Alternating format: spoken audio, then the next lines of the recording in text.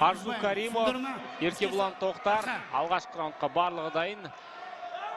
Еркебулан раундты, әсіресе алғашқы раундты жоғары қарқында бастайтын спорт, сондықтан алғашқы секундтардан мұқият болыңыздар.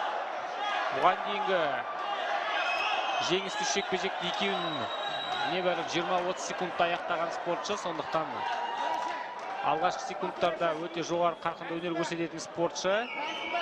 Мұқият болайық. Алғашқы раунд.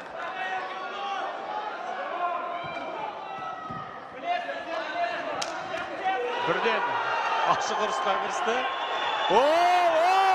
Жалғастыра беру керек осындай мәнерде.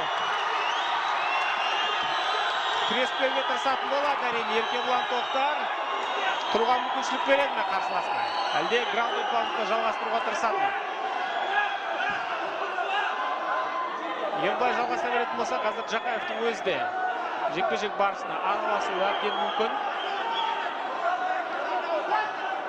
Арзу Каримов те соққа алмасуға қарсы емес. Еркебулан біраз таңғалдырған сияқты, бірақ міне бірден аяқ ұмтылды.